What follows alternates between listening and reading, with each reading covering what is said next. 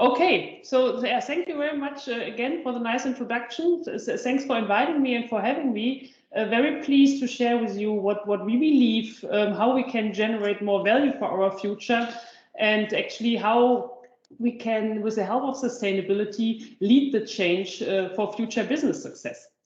And I would like just to start with a little reminder. You certainly remember that the Green Deal was considered by Ursula von der Leyen as Europe's man on the moon moment. And I wouldn't say it's a starting point, because sustainability was already a huge trend, but certainly it was an additional call for action. And actually, in the meantime, not just a call for action for the European member states, but in the meantime, just reflecting the climate conference in Glasgow, it's a global topic, and all the different countries, looking to China, US, they're all coming up with their climate targets, ambitions, and also actions. So this call for action, of course, also triggered a lot of activities in different companies, true for BASF as well. So what does it mean for us? BASF is clearly committed to reach the Paris Climate Agreement. And that's why early this year, we have communicated clear targets that we want to achieve in terms of carbon emissions. And the first one was that we want to reduce our carbon emissions by 25% until 2030, and that we want to become climate neutral or CO2 neutral by 2050. And this is considered to be a pretty ambitious target that actually needs a lot of innovation, creativity, and also transformation, not just of our processes. So it's not just about targets. We all know targets is not enough. We also need clear actions. I'm sorry, actually, I guess I have the wrong slides with me. Anyway, so along the value chain, there are a lot of different activities that we want to drive. The first one is that we are going to source responsibly and sustainably from our suppliers. And of course, there are main activities in our operations if we produce safely for people, environment, and also efficiently. And let me just mention a few key action areas. There's one which we call gray to green, for example, which means that we believe in the electrification of our processes, which at the same time means that we have a high need for renewable energy. And there actually you might have noticed that we have some announcement already for collaboration with Vattenfall, for example, in an offshore wind park. And also just recently, we have signed a power purchase agreement with Ørsted. Yeah, we also look into a lot of different technologies to operate our furnaces in the chemical production electrically, not anymore by fossil resources. And if it's about sourcing, we also look, for example, into bio-based feedstock, which have the potential to replace fossil feedstocks as well. But it's much more than looking into our production and to basically make our processes carbon neutral. What we also see is a paradigm shift. If you look back the last decades, it was a lot about volume. Yeah, the chemical production has grown year by year, pretty much driven by rising incomes and wealth also in the emerging countries. And we have seen, looking forward, that this is changing. There's a much higher awareness of consumers to reduce consumption and also to reduce waste. So we really see this paradigm shift from volume to value, which means in future, less will be more. And looking into value, we have identified 3 value pools where we actually want to participate. And the first one would be circular feedstocks. And circular feedstocks, we all know pretty much about recycling and mechanical recycling. And here, for example, we are adding one additional technology.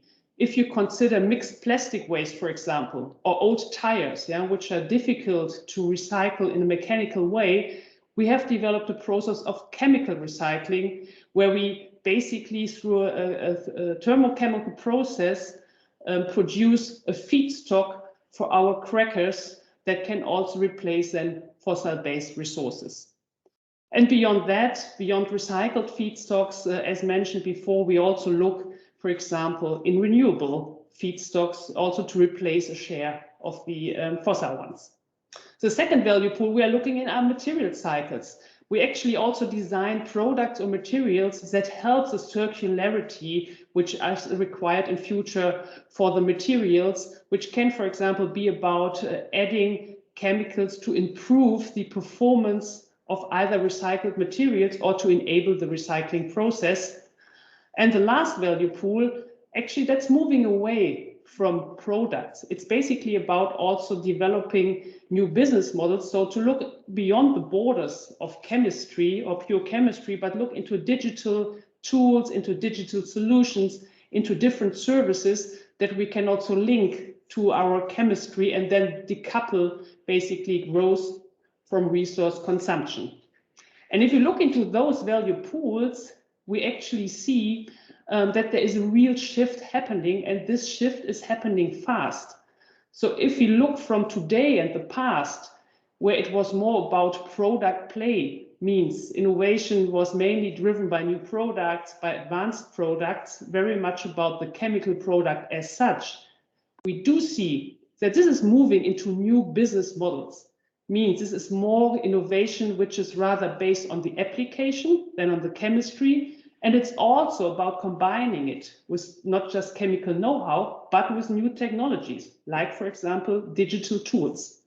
And this is what you can see here, that from over the last years and looking into the future, we do see that the share of products actually will decrease, while the share of solutions and services that will be developed will take or will increase significantly. And to basically manage that huge transformation, it requires a lot of different things. And three very important ones are mentioned here. It requires a lot of innovation, new technologies. It definitely requires partnerships, because we need to look across usual boundaries or borders. And this transformation also requires strong leadership. Looking maybe into the innovation and partnership part first, I've mentioned earlier already that we are partnering up, for example, when I talked about the Vattenfall collaboration, where we have a joint investment into an offshore wind park. Actually, we look into a lot of different types of partnerships, and we even have an in-house venture capital team in BASF that is also supporting the shift to new business models. This was founded already 20 years ago. It's managing a fund size of $250 million, just to give you an idea how big that is.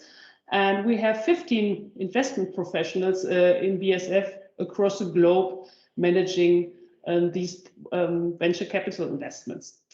Quite often it's minority shares, joint investments with other venture capital companies. And you also see here what are the main areas for investments. These can be around sustainability, new materials, digitalization, ag-tech companies, and also looking into new and disruptive business models. So this is also one source for collaboration and also innovation. And what I also mentioned, what is required for this type of transformation process, that's about leadership. We strongly believe that we need strong leadership to have this or to manage this transformation. And leadership, that's also about the how we do things, how we work together with our teams across boundaries. And this how is actually defined in our core values at BASF, which basically then translate into our culture. And what does CORE stand for? CORE stands for creative, open, responsible, and entrepreneurial. And we do very much believe that these 4 core values are needed to manage, to take the team along this transformation. It's definitely, as you see here, our CEO quoted that your leadership is the overall critical success factor. That's what's our duty of all the managers of BASF. And it's also about that we all need to adjust our behaviors for the sake of BASF if we want to make it a success and if we want to make it happen. And just let me outline on a few of that. I mentioned already collaboration. I mentioned the need of partnership. I mentioned the need for innovation. So basically this requires creativity. Yeah? If you look into innovation, it requires openness. There is a strong need that you not just listen to each other, that you actively ask for additional inspiration, that you partner up with additional partners. And of course, you need to take responsibility to achieve your targets and act in a very entrepreneurial way, try out things, because we are also very much convinced we will learn on our way. Yeah, there will certainly be learnings that we have to adapt and which will then guide us to take next steps. So that's about leadership, and overall, we would like to summarize it like a business success tomorrow means actually creating value for environment, society, and businesses. And this is very much reflected in the purpose of our company, in the BASF purpose, which we summarize as we create chemistry for a sustainable future, because chemistry actually, when you look around you in your office or where you're just sitting, whatever you can touch, it's about chemistry. So it's all starting with chemistry, and we need to give it a start if we want to transform into a climate neutral society. And with that, actually, I would already like to finish my little impulse here on how we believe we can create more value in the future through strong collaboration and leadership.